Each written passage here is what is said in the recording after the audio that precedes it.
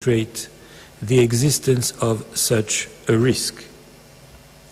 There is considerable uncertainty as to when a decision on any appeal or petition could be rendered and, if the sentence is maintained, as to when Mr. Jadhav could be executed. Pakistan has indicated that any execution of Mr. Jadhav would probably not take place before the end of August 2017. This suggests that an execution could take place at any moment thereafter, before the court has given its final decision in the case. The court also notes that Pakistan has given no assurance that Mr. Jadhav will not be executed before the court has rendered its final decision. In those circumstances, the court is satisfied that there is urgency in the present case. The court adds, with respect to the criteria of irreparable prejudice and urgency, that the fact that Mr. Jadhav could eventually petition Pakistani authorities for clemency, or that the date of his execution has not yet been fixed, are not per se circumstances that should preclude the court from indicating provisional measures. The court concludes from all these considerations that the conditions required by its statute for it to indicate provisional measures are met, and that certain measures must be indicated in order to protect the rights claimed by India pending its final decision. Under the present circumstances, it is appropriate for the court to order that Pakistan shall take all measures at its disposal to ensure that Mr. Jadhav is not executed pending the final decision in these proceedings, and shall inform the court of all the measures taken in implementation of the present order. The court reaffirms that its orders on provisional measures under Article 41 of the statute have binding effect and thus create international legal obligations for any party to whom the provisional measures are addressed. The decision given in the present proceedings in no way prejudges the question of the jurisdiction of the court to deal with the merits of the case or any questions relating to the admissibility of the application or to the merits themselves. It leaves unaffected the right of the governments of India and Pakistan to submit arguments in respect of those questions. For these reasons, the court first unanimously indicates the following provisional measures. Pakistan shall take all measures at its disposal to ensure that Mr. Jadhav is not executed pending the final decision in these proceedings, and shall inform the court of all the measures taken in implementation of the present order.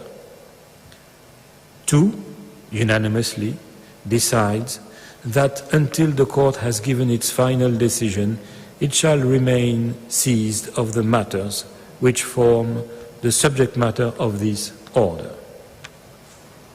I shall now call on the registrar to read the operative part of the order in French. Par ces motifs, la Cour, 1. À l'unanimité, indique à titre provisoire les mesures conservatoires suivantes.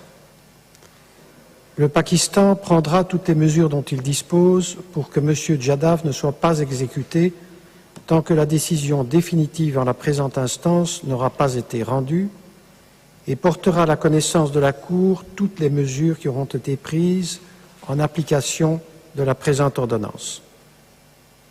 2.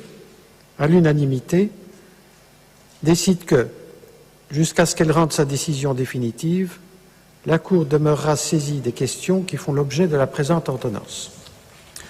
Judge Cansado Trindade appends a separate opinion to the order of the court.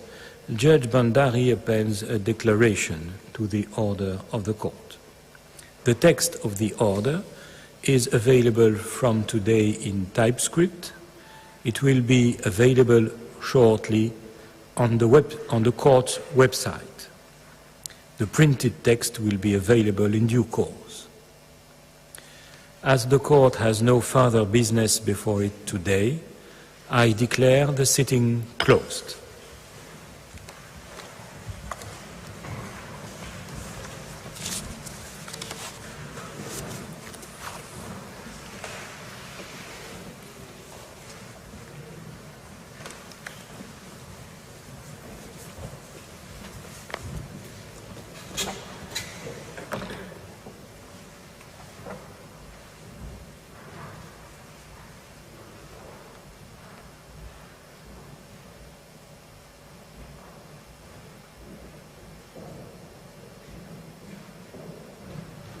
Holland के शहर Hague में आलमी अदालत इंसाफ के जज ने फैसला पढ़ के सुनाया। आलमी अदालत इंसाफ के जज ने उन तमाम अवामिल का जिक्र किया जिनके तहत इस सजा के ऊपर कुलभूषण यादव की सजाए मौत के ऊपर अमल दरामद रोका गया है। आलमी अदालत इंसाफ के जज का यह कहना था कि भारत ने जो हुकूक मांगे थे उनका एक लिंक बनता है उन प्रोविजनल मेजर्स के साथ जो कि भारत चाहता है कि फौरी तौर पर कुलभूषण यादव की सजाए मौत के ऊपर अमल दरामद रोका जाए और पाकिस्तान की जानिब से ऐसी कोई अश्योरेंस नहीं दी गई है, पाकिस्तान की जानिब से ऐसी कोई गारंटी नहीं दी गई है कि जब तक इस केस का फाइनल फैसला नहीं आ जाता कुलभूषण यादव की सजाए मौत पर अमल दरामद नहीं किया जाएगा। इसलिए आलमी अदालत इंसाफ की जानिब से यह कहा गया है कि इस सारे मुकदमा का जो हतमी फैसला है उसके आने तक कुलभूषण यादव की सजाए मौत पर अमल दरामद रोका जाए। यह कहना था आलमी अदालत इंसाफ के जज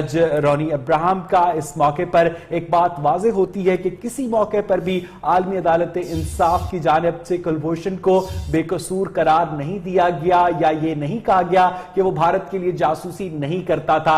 इस मौके पर आलमी अदालत इंसाफ के जज ने Vienna convention for consular rights 1963 का भी हवाला देते हुए कहा कि अगर किसी एक मुल्क का बाशिंदा, किसी एक मुल्क का शहरी किसी दूसरे मुल्क में गिरफ्तार हो जाता है तो उस शहरी तक जो दूसरा मुल्क है उसको एक्सेस दिया जाना चाहिए और यह बहुत जरूरी है और इस बात को असर्ट किया गया आलमी अदालत इंसाफ की जानिब से।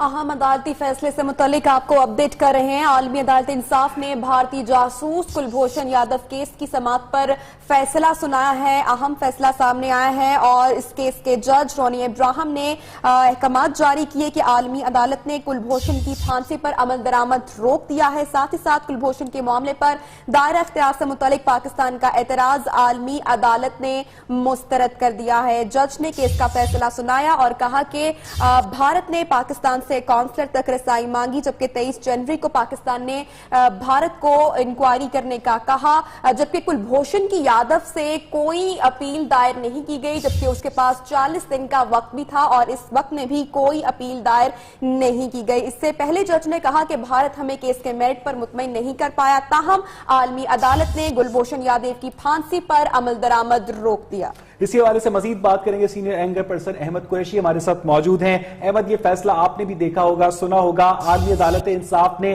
कुलभूषण यादव की सजाए मौत पर अमल दरामद उस वक्त तक के लिए रोक दिया है जब तक इस मुकदमे का फाइनल फैसला नहीं होता। फिलहाल के लिए आलमी अदालत ने भारत की प्ली को मंजूर किया। अहमद, इसमें कोई शक नहीं है, बहुत बड़ी सिफारती जीत है ये भारत के लिए। अनफॉर्चुनेटली जो है हमारे लिए बहुत बड़ा सेटबैक है। मैं ये कहूंगा कि ये मुतवक्के नतीजा, ये मुतवक्के था, हम इसे एक्सपेक्ट कर रहे थे, क्योंकि पाकिस्तान जो है वो जो दलाइल है कि ये शख्स जो है वो जासूस भी है और सैबटूर भी है, जो दहशतगर्दी में मुलव्वस है, वो दलाइल हम आलमी अदालत में, क्योंकि वो इंटेलिजेंस से ताल्लुक रखते हैं, वो दलाइल जो है पेश नहीं हो सकते।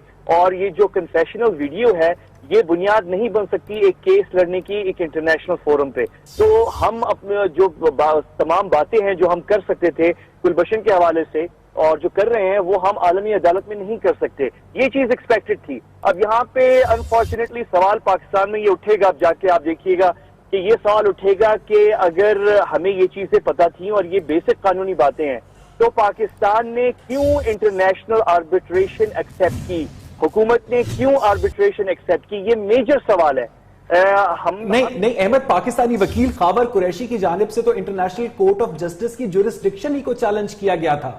नहीं, लेकिन आपको मैं बताऊं कि इससे पहले भी बहुत सारे केसेस हुए हैं पाकिस्तान भारत के दरमियान आईसीजी में, और उसमें इंडिया ने आखिरी मर्तबा जो केस हुआ था उसमें एक लेटर इंडिया ने भेजा था कि आईसीजी का जुरिस्डिक्शन नहीं है और अल्लाह हाफिज, खत्म हो गई बात। हमने खाबर जो पाकिस्तान के लॉयर हैं उन्होंने जाके ये तो कह दिया कि जुरिस्डिक्शन नहीं है, लेकिन वो तमाम प्रोसीडिंग्स में शरीक हो गए। इसका मतलब ये है कि अब आप इस पे भी पाबंद हो गए कि जो फैसला आएगा उसमें भी आप शामिल है, तो अब वो हो गए हम इसमें शामिल अनफॉर्चुनेटली। और मैं आपको ये भी बता दूं कि दुनिया में कोई केस नहीं है जहां पे किसी मुल्क ने एक जासूस को पकड़ा हो, और आपको पता है जासूसों की तो बहुत सारी केसेस हैं वर्ल्ड वाइड, पिछले 50-60 सालों से केसेस हैं, लेकिन कोई कभी किसी मुल्क ने जिसने जासूस पकड़ा हो उसने कभी भी इंटरनेशनल आर्बिट्रेशन एक्सेप्ट नहीं की। और उसका वजह बहुत सिंपल है कि आपने जिस तरीके से एक जासूस को पकड़ते हैं वो दलाइल जो होते हैं वो इंटेलिजेंस के होते हैं और वो कभी भी इंटरनेशनल फोरम पे पेश नहीं हो सकते। हमारे इंटेलिजेंस के लोग जाके जजेस के सामने आईसीजी में पेश होकर ये नहीं बता सकते कि क्या वो तरीक़ेकार था जिससे हमने जासूसी अपने इंटेलिजेंस तरीकों से इसको पकड़ा है। तो ये जो है नतीजा मुतवक्के था, क्योंकि हम पूरी बात नहीं कर सकेंगे इंटरनेशनल फोरम पे। तो सवाल ये उठेगा, ये आपसे ये भी जानना चाहेंगे कि पाकिस्तान अब क्या ऑप्शन होना चाहिए पाकिस्तान के पास, क्योंकि ये आलमी अदालत इंसाफ का फैसला उस तरह से मैंडेटरी तो नहीं है कि जिसको मानना पाकिस्तान के लिए लाजमी हो। पाकिस्तान माहिरीन कानून का बात का कहना है कि पाकिस्तान चाहे भी तो नहीं ना चाहे तो ना माने इस फैसले को। अमेरिका भी इस तरह 3 दफा आलमी अदालत इंसाफ के फैसलों को ठुकरा चुका है और उसने दीगर ममालिक के शहरियों को सजाएं दी हैं। इसमें कोई शक नहीं है कि कोई हमें जबरदस्ती आके कुलभूषण यादव को पकड़ के यहाँ से निकाल के रिहा नहीं कर सकता और हम इसको इनकार कर सकते हैं। लेकिन डिप्लोमेटिकली पाकिस्तान की जो पॉलिसी रही है वो ये है कि हम यूएन के मातहत तमाम जो फैसले होते हैं उनको हम एहतराम करते हैं, उनको रिस्पेक्ट देते हैं। पाकिस्तान आपको पता है इसमें इस मामला में जो है बहुत केयरफुल रहा है हमेशा, लेकिन ये हमारे लिए सिफारती लेवल पे एक सेटबैक है। आपने भारत को एक मुफ्त में एक टूल दे दिया, हथियार दे दिया हाथ में, कि दुनिया भर में ये मचाए शोर कि ये पाकिस्तान जो कर रहा है वो गलत है और ये ट्रायल गलत है। तो एक डिप्लोमेटिक जीत तो भारत की बहरहाल हो गई ना इस केस में। वो मुल्क जो बैक फुट पे था कुलभूषण यादव के पकड़ जाने के बाद, वो उसको एक फ्रंट फुट पे आने के लिए एक चीज मिल गई और उनको मालूम था कि ये चीज होगी, क्योंकि पाकिस्तान दलाइल पेश नहीं कर सकेगा। क्योंकि अच्छा अहमद, अभी आलमी अदालत इंसाफ के जज ने अपना फैसला सुनाते हुए ये कहा कि पहले पाकिस्तानी हुकूमत की जानिब से ये कहा गया था कि वो कुलभूषण तक काउंसलर एक्सेस को कंसिडर करेंगे और उसके बाद अचानक उनको सजाए मौत दे दी गई। आप देखिए ये छोटी छोटी पॉइंट्स तो इंडिया उठाएगा और ये पाकिस्तान के खिलाफ इस्तेमाल होंगी। ये एक बहुत सिंपल सा केस था और फरहान, और ये केस सिंपल ये था कि तो भारत का असली चेहरा सामने आ जाएगा। लेकिन कसूरी साहब, अभी अगर बात को छोड़ दे, पाकिस्तान और भारत का केस के छोड़ दे, एक दहशतगर्द की बात करें। आलमी अदालत इंसाफ ने एक दहशतगर्द का फैसला करना था और दहशतगर्द का फैसला इसी तरह से अगर आलमी अदालत इंसाफ भी दहशतगर्दों के हक में फैसले करती रही तो फिर जो दहशतगर्द गिरफ्तार किए जाते हैं क्या उनको छोड़ दें आलमी अदालत के भरोसे? ये आपकी हुकूमत को तो जाना नहीं चाहिए था। ये सारा मामला जो सेटल हुआ वहां जाने का, ये जब जो है जंदाल आया, आज तक कौम ने पूछा कि जंदाल क्या पैगाम लेके आया था और वो उसका मैसेज क्या था और मियां साहब ने उसका जवाब क्या दिया। वहीं ये सेटल हुआ कि मियां ने कहा अगर मैं छोड़ूंगा तो वो जो है अफवाज पाकिस्तान में एक और उसमें एक मिसअंडरस्टैंडिंग होगी। अगर ये इंटरनेशनल कोर्ट ऑफ जस्टिस के जरिए हो जाए, उसको ले जाएं, तो मेरी भी जनखलासी हो जाएगी। ये जो जंदाल का रिजल्ट था मरी का, ये चीजें उस तय हो गई थी। और देखें कि कितनी जल्दी हम लॉयर भी रख लिया, आपका जो है आपका डीजी फॉरेन ऑफिस का वो भी वहां पहुंच गया। भाई ये ऐसे इंपॉर्टेंट मेजर्स लेने से पहले तो आप पार्लियामेंट में मामला लेके आते हैं, पार्लियामेंट से आप जो है एक उनकी सपोर्ट लेते हैं पार्लियामेंट की कि क्या हम जाएं या ना जाएं, क्योंकि ये मामला जो है इंटरनेशनल कोर्ट ऑफ जस्टिस में जब तक दोनों मुल्क ये राजी ना हो जाएं, जब तक उसकी कोई जुरिस्डिक्शन नहीं होती। और ये जो तमाम जो वहां एकदम से जाना हुआ है, ये शो करता है कि दाल में कोई काला है। और ये पाकिस्तान ने अदालत का दायरा इख्तियार चैलेंज किया था, पाकिस्तान की जानिब से दायरा इख्तियार को चैलेंज किया गया था, लेकिन जो जज हैं रूनी इब्राहिम, उन्होंने कहा है कि आर्टिकल 1 के तहत अदालत को ये इख्तियार है कि वो ये केस सुन सकती है और इसका फैसला दे सकती है। आर्टिकल 1 क्या कहता है, इस हवाले से हमें गाइड कीजिएगा। बात यह है कि हमें जाने की जरूरत ही कोई नहीं थी वहां। should not have gone. We should not debate because you don't have a jurisdiction. तो इंडिया जो डील कर रहा है, आपकी जो उनका एग्रीमेंट हुआ 28 मई 2008 को, लेकिन उस एग्रीमेंट के अंदर इस किस्म की जो एक्टिविटी है कि अपना एक जो है टेररिज्म का एस्पेक्ट है, वहाँ टेररिज्म के जहाँ एस्पेक्ट है, वहाँ ना उस एग्रीमेंट में जो इंडिया पाकिस्तान के दरमियान है, ना जो अपना जिनीवा कन्वेंशन है, उसमें कॉन्सुलर सर्विस की कोई गुंजाइश नहीं है, क्योंकि कुलभूषण जो है ही इज ए टेररिस्ट। वो एक पाकिस्तान में टेररिस्ट ग्रुप्स को और टेररिज्म को हवा दे रहा था, उनको फंडिंग कर रहा था, उनको असला दे रहा था। एक ऐसा शख्स जो कि टेररिस्ट हो, उसको ना कॉन्सुलर सर्विस की परमिशन है अंडर द जिनीवा कन्वेंशन, और ना वो जो एग्रीमेंट जो पाकिस्तान और इंडिया के दरमियान 28 मई 2008 को एग्री हुआ, ना उसके अंदर कोई इसकी गुंजाइश है। इसका मतलब है कसूरी साहब कि ये पहले से जद्दाल जब आया पाकिस्तान में सब कुछ तयशुदा था, इस तरह से आलमी अदालत में ये इस केस को लेकर जाना, पाकिस्तान की जानिब से क्या कुछ कमी रह गई थी, शवाहिद पूरे नहीं दिए गए, पाकिस्तान के स्टांस में कमी थी जो काउंसलर रसाई कुलभूषण को मिल गई, और पाकिस्तान इस बात का पाबंद भी हो गया कि जब तक हतमी फैसला नहीं आता कुलभूषण को फांसी नहीं दे सकते। देखिए, बात यह है कि एक आम तासर जो है, एक परसेप्शन जो है वो ये है कि मियां साहब के दिल में हिंदुस्तान के लिए सॉफ्ट कॉर्नर है जी, और वो देखें उन्होंने कभी कुलभूषण का जिक्र तक नहीं किया। उन्होंने जो अपना कुलभूषण का यूनाइटेड नेशन गए वहां उसका जिक्र नहीं किया, और ये तमाम चीजें इस चीज की माजी करती हैं कि उनके दिल में एक सॉफ्ट कॉर्नर है, और वो सॉफ्ट कॉर्नर की वजह से उन्होंने जो है, जब जंदाल आया, जंदाल एक एलची बन के आया और वो एलची बन के यही पैगाम लेके आया, लेकिन उसमें मेरा है कि मियां साहब ने कहा होगा कि भाई मेरे लिए उसको हैंड ओवर करना बहुत मुश्किल होगा, आप उसको इंटरनेशनल कोर्ट ऑफ जस्टिस में ले जाएं, और इसीलिए ही एकदम से खामोशी में 7-8 दिन के अंदर सारा चीजें तय हो गई, वकील भी इंगेज कर लिया, उसी फॉरेन ऑफिस भी पहुंच गया। ये सारी ये चीजें जो है इतना इम्पोर्टेंट इशू, जिसमें कि एक शख्स पूरे पाकिस्तान को डिस्टेबलाइज और उसको 41 अरब रुपए का बजट मिला हो कि पाकिस्तान का तीजा पांचा कर दो, बलूचिस्तान को पाकिस्तान से अलग कर दो, कराची में तशद्दुद का बाजार गर्म कर दो, ऐसे शख्स को के बारे में आप जो है एक सॉफ्ट कॉर्नर रखें, उसका जिक्र तक न करें, इसके बहुत सारे शक और शुबहात उभरते हैं। जी बिल्कुल ठीक, कसूरी साहब आपने बिल्कुल ठीक फरमाया। लेकिन अगर पाकिस्तान की जानिब से कुलभूषण यादव के मसले को अगर हम आलमी अदालत में अब भारत की जानिब से ले जाया गया, क्या पाकिस्तान अब कश्मीर का मसला इस तरह से आलमी अदालत में लेकर जा सकता है? क्या भारत को उसी तरह से टफ टाइम दे सकता है जिस तरह से आज पाकिस्तान को मिला है? मैं ये कह रहा हूँ कि जाना चाहिए। ये तो एक मामला है, वहां तो दर्जनों ऐसे मुकदमे बनते हैं जिसमें के ह्यूमन राइट वायलेशन की धज्जियां उखेड़ दी गई हैं। वो मामला जो है वो आपको चाहिए कि वो इंटरनेशनल कोर्ट ऑफ जस्टिस में लेके जाएं, ताकि एक भारत पर एक प्रेशर बिल्टअप हो, और ताकि भारत बजाय अपनी हमें खींचातानी के बजाय वो अपना दामन छुड़ाने में भागना शुरू कर दे। बिल्कुल ठीक है कसूरी साहब, आपकी बात बिल्कुल ठीक है कि हमें टफ टाइम देना चाहिए भारत को। तो अब क्या अदालती कार्रवाई से मुतालिक मजीद क्या आप मशवरा देंगे कि किस तरह से पाकिस्तान अपना स्टांस आलमी अदालत में मजीद मजबूत बना सकता है? मजीद क्या शवाहिद जो है वो आलमी अदालत में पेश करने चाहिए कुलभूषण यादव के हवाले से?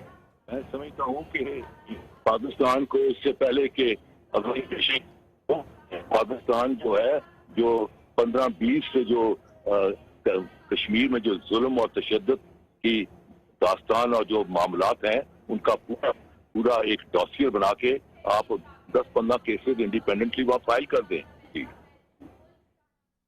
ठीक, सबसे पहले कश्मीर का मसला जो है उसकी डॉक्यूमेंट्री बनाकर, लेकिन उससे अक़वाम मुत्तहिदा में भी तो कश्मीर का मसला चल रहा है और जो पूरी दुनिया है और इंटरनेशनली जो न्यूज़ पेपर्स हैं, मैगजीन्स हैं, उनमें हजारों बार 12 बार जो है भारत का चेहरा दिखाया गया है कि किस तरह से जुल्म किया जा रहा है। और अभी कुछ दिन पहले जो जीप के आगे कश्मीरी नौजवान को बांधकर चक्कर लगाए जा रहे थे, उस भारतीय मेजर को रिहा कर दिया गया है भारत की जानिब से।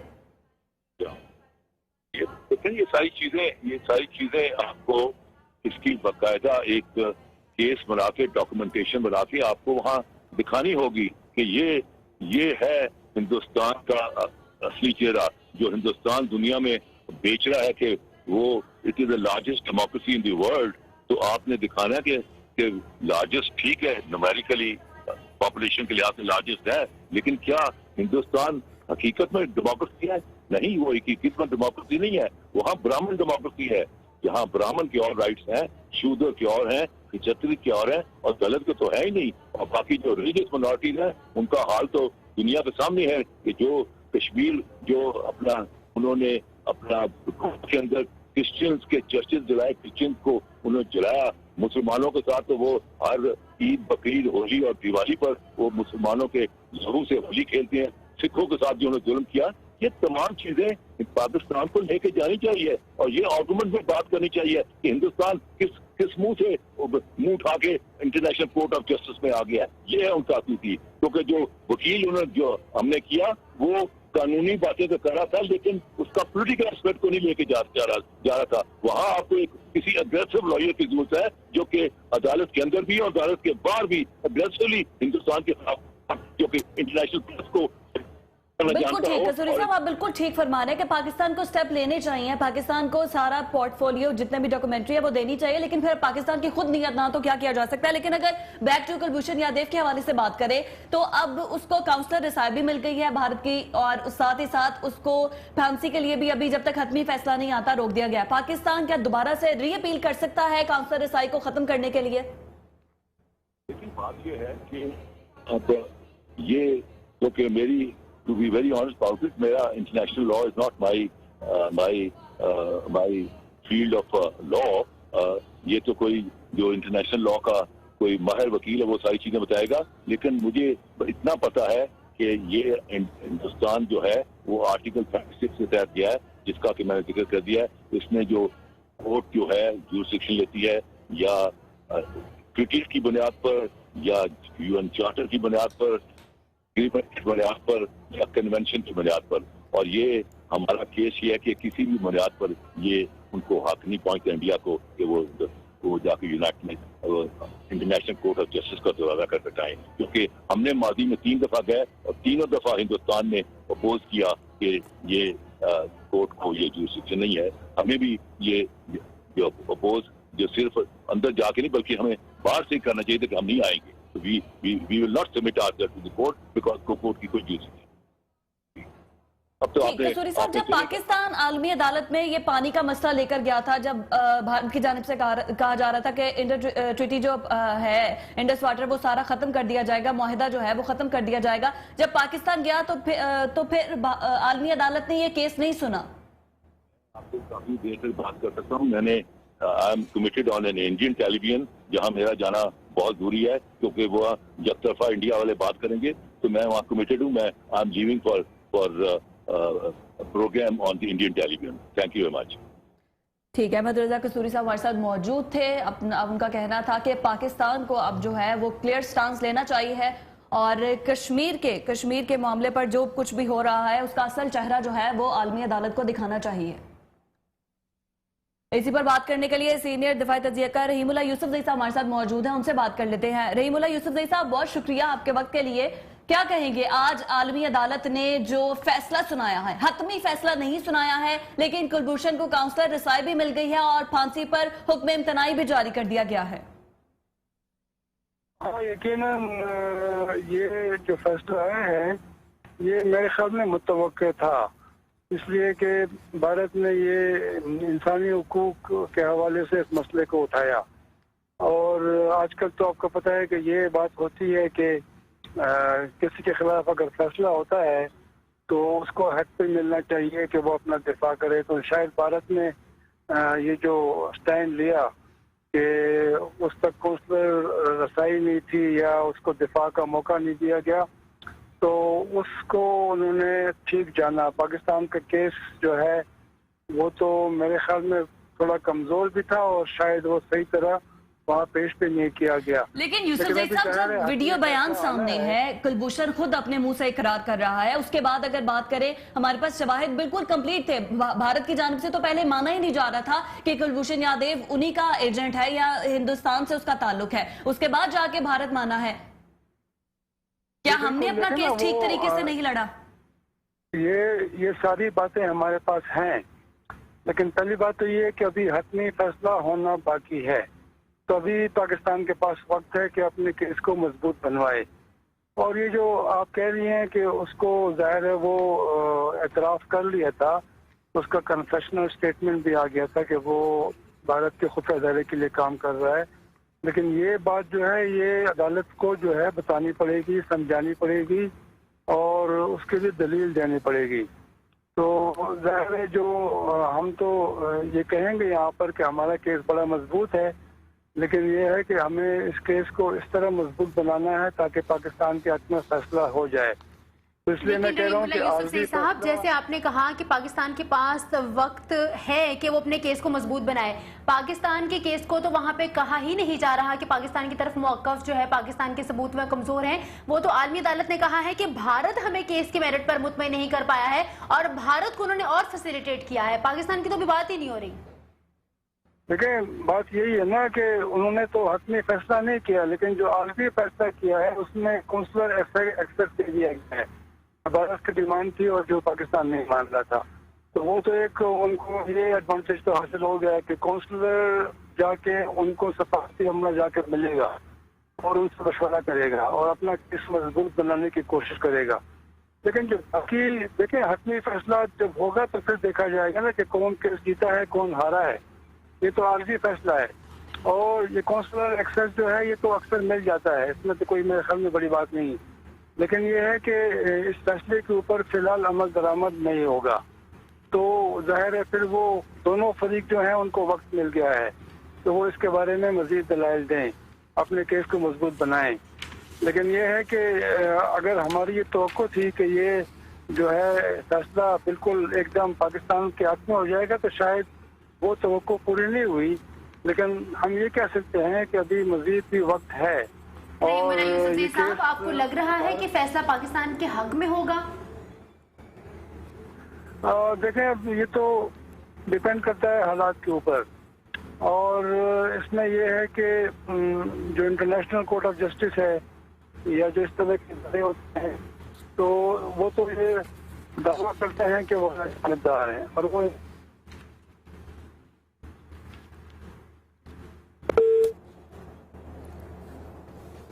ठीक रही। मुल्ला यूसुफ जई साहब, आपका बहुत शुक्रिया, आप हमें इस हवाले से बता रहे थे, अपना तज्जिया पेश कर रहे थे। और मुस्लिम लीग काफ से कामिल अली आगा साहब हमारे साथ मौजूद है, उनसे बात कर लेते हैं। आगा साहब, कुलभूषण यादव काउंसलर रसाई मिल गई, फांसी से भी फिलहाल वक्ती तौर पर बच गया है। क्या पाकिस्तान का केस मजबूत नहीं था कि पाकिस्तान के हक में ये फैसला नहीं आया?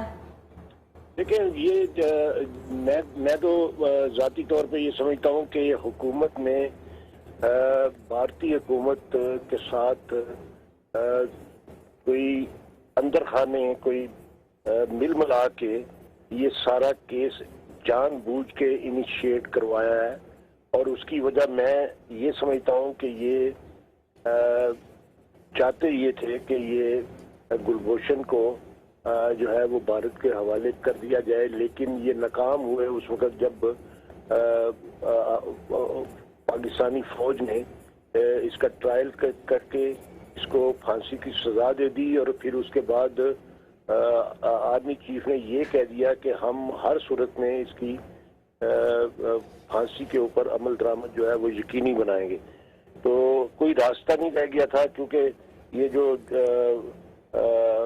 वो जंदाल आया पाकिस्तान, तो उसके ऊपर जो खामोशी है प्राइम मिनिस्टर हाउस की और प्राइम मिनिस्टर की, वो बड़ी वाज़ेह है कि उसके अंदर कोई इनका मामला तय पाया और उसके बाद फिर भारत जो है वो इसको आलमी अदालत में ले गया और आलमी अदालत में भी ये जल्दी से ये भी चले गए। हालांकि ऑप्शन मौजूद था कि ये एक खत लिख के इंटरनेशनल कोर्ट ऑफ जस्टिस को बता देते कि आपकी जुरिडिक्शन नहीं बनती और हम चूंकि आपकी जुरिडिक्शन नहीं बनती इसलिए हम आपकी अदालत में इस सिलसिले में पेश होने के पाबंद नहीं। मतलब क्या साहब, आपके कहने का मतलब ये है कि जो आज फैसला आया है, आधा अधूरा जो फैसला आया है, इसके ताने बाने उस मुलाकात से हैं जो कि जिंदाल और वजीर आजम के दरमियान हुई? देखिए, या तो अपना वजीर आजम बताते ना कि वो क्या मामला था, वहाँ पे क्या बात हुई। अगर ये सारी खुफिया मुलाकात और फिर मरी में ले जाके मिलना और ये सारा मामला जो है ये जाहिर करता है कि कुछ तो था जिसको छुपाया गया है, तो उसके बाद फिर भारत का आलमी अदालत में चले जाना और इनका वहाँ पे कॉन्सेंट दे देना, ये क्योंकि जो अपना एक सहूलत मौजूद थी कि ये बाहर बैठ के ही उनकी जुरिडिक्शन को चैलेंज कर देते। और फिर दूसरी बात यह है कि इस किस्म के मामला जो है आलमी अदालत टेकअप उस सूरत में करती है अगर दोनों फ्रीक जो है वो कॉन्सेंट लिख के दें, दोनों एग्री करें कि आप इसको सुन सकते हैं। तो ये इन्होंने क्यों नहीं किया? इन्होंने वहाँ पे कॉन्सेंट कैसे दे दी और जब ये चले गए तो इसका मतलब है इन्होंने ये तय कर लिया था कि वहाँ पे अपना ये मुकदमा चले और ये रजामंद थे। ये तो सामने आ गई ना बात। अगर ये ना जाते तो इसका मतलब है वो आलमी अदालत इसको सुन ही नहीं सकती थी। ठीक, इसका मतलब है आलमी अदालत इसको सुन ही नहीं सकती थी। मुस्लिम लीग काफ के रहनुमा कामिल अली आगा साहब हमारे साथ मौजूद थे। बहुत शुक्रिया कामिल अली आगा साहब आपके वक्त के लिए, आपने 7 न्यूज को खुसूसी वक्त दिया है। कुलभूषण यादव के हवाले से आज आलमी अदालत इंसाफ ने फैसला सुनाया है और कहा गया है आलमी अदालत के जज की जानिब से कि जब तक खत्मी फैसला नहीं आता तब तक कुलभूषण यादव को फांसी नहीं दी जाएगी। फांसी में हुक्म तराई मिल गई है कुलभूषण यादव को। और पावर 3 से अब तक के लिए इतना ही। मज़ीद अपडेट्स के लिए विजिट कीजिए हमारी वेबसाइट 7newspk.tv और आप देखते रहिए। और अगर कोई ये हमारी गवर्नमेंट को एडवाइस कर रहा है कि वो स्पाई और ना दे, अव्वल तो बात ये है कि स्पाई हमने कहा ना। बहुत बहुत शुक्रिया आसमा जहांगीर अपना मौकफ दे रही थी। इसी हवाले से मजीद बात करेंगे। बैरिस्टर हारिस रमजान हमारे साथ मौजूद हैं। बैरिस्टर साहब, आप क्या समझते हैं कि पाकिस्तान की जानिब से जिस तरह इस सारे केस को बिल्ड किया गया, पाकिस्तान की जानिब से जिस तरह सारी लीगल प्रोसीजर को बिल्ड किया गया, क्या हमारे पास कोई ऑल्टरनेटिव वे था? अभी मैडम की मैं बात सुन रहा था और वो बड़ी हमारी बहुत ही सीनियर एडवोकेट हैं और उनके एहतराम अपनी जगह है बिल्कुल, और उनकी बात को मैं रिफ्यूज भी नहीं कर सकता। बट हमें आज इस चीज की भी तफरीक करनी है कि कानून, कोई भी कानून बनता है कुछ सर्टेन लोगों के लिए बनता है। Vienna convention on council relation जो लॉ था वो बनाया गया था आम इंसानों के लिए, जनरल लोगों के लिए। वो लोग जो आप और मेरे जैसे हम दूसरे मुल्क में ट्रैवल करते हैं और किसी मुश्किल में फंस जाते हैं, तो हमारी मुल्क की काउंसलेट हमें रसाई मिलती है ताकि हम अपने मुल्क में सेफ रिटर्न कर सके।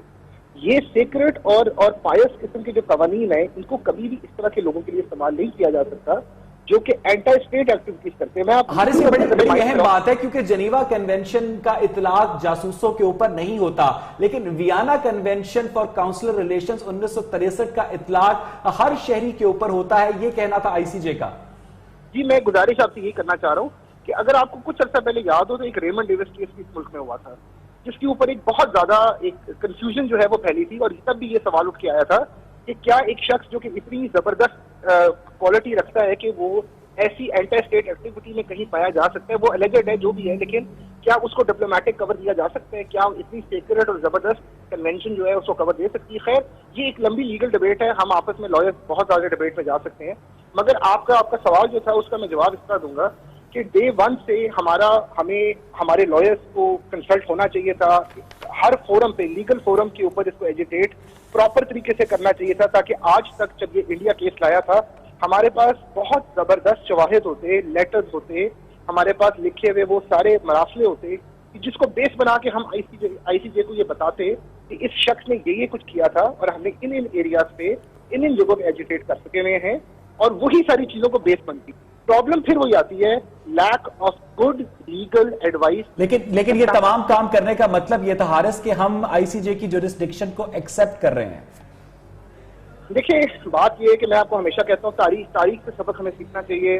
हम जब पढ़ते हैं, हमने इंटरनेशनल लॉ पढ़ा, एक ऐसा एरिया है पाकिस्तान में जिसमें कभी भी ज्यादा डिलिब्रेशन नहीं होती है। बहुत कम लोग हैं, जैसे कि हम मेरे उस्ताद हैं अमर बिलाल सूफी साहब, जिन्होंने इसके लिए एक मैं कहूँगा जिहाद ही किया पाकिस्तान में इसके ऊपर। लेकिन हमेशा हमें पढ़ाया गया कि इंडिया ने कहाँ हमें साइडलाइन किया इंटरनेशनल लॉ की रखते हुए। बहुत बहुत शुक्रिया बैरिस्टर हारिस रमजान अपना मौका दे रहे थे। अहमद, लास्ट कमेंट्स ये हैं कि हमें इंडिया ने एम्बुश किया, अपनी केस बेहतर तरीके से तैयार की, न सिर्फ कानूनी तौर पर तैयार की बल्कि सियासी तौर पर भी हमवार की आलमी राय आमा के अंदर। और हमने दोनों जगह यानी कि सियासी बुनियाद के ऊपर भी, इंटरनेशनल पब्लिक ओपिनियन और लीगली भी जो है, हम अनफॉर्चुनेटली ये बहुत बड़ा हिट है हमारी हुकूमत के ऊपर। मुझे खदशा है और खतरा है और उम्मीद है कि मैं गलत हूँ कि इस मामले से सिविल मिलिट्री रिलेशंस हमारे यहाँ फिर जो है किसी स्ट्रेस के अंदर आ सकते हैं। बहुत बहुत शुक्रिया। अहमद कुरैशी अपना तज्जिया दे रहे थे। उनका ये कहना था कि पाकिस्तान की जानिब से जिस तरह इस सारे मामले को परस्यू किया गया, डिफरेंटली भी किया जा सकता था। इसके साथ ही 3 बजे के बुलेटिन में अब तक के लिए इतना ही। ब्रेक के बाद आपको ज्वाइन करेंगे हेडलाइंस के साथ, रही न्यू के साथ।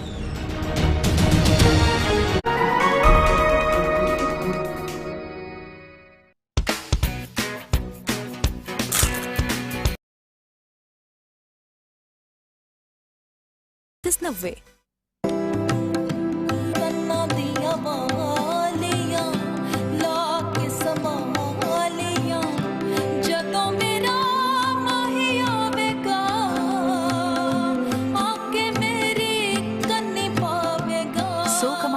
Spring summer collection volume 1। लासानी का असल दूध स्याह प्लस मिलेठी गले की बीमारियों, खराश, दर्द, वरम और सोजिश से मुकम्मल आराम।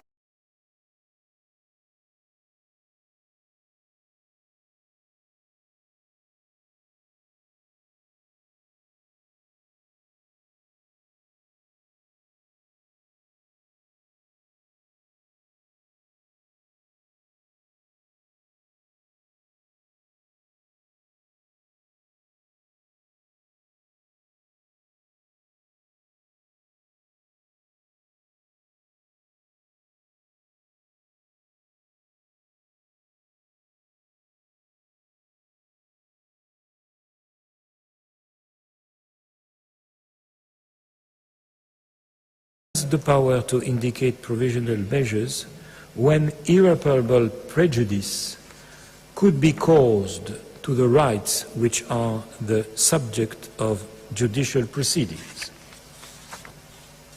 However, the power of the court to indicate provisional measures will be exercised only if there is urgency, in the sense that there is a real and imminent risk that irreparable prejudice will be caused to the rights in dispute before the court gives its final decision.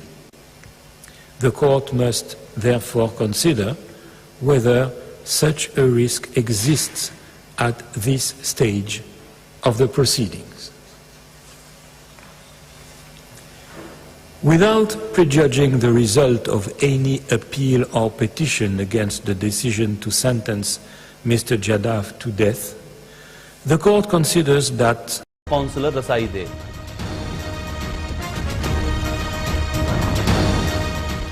Operation Raddul फसाद के नए मरहले का आगाज हो गया। Army chief general Qamar Javed Bajwa का seminar से खिताब। बोले, दहशतगर्दी के खिलाफ रियासती इदारे और कौम मुत्तहिद है।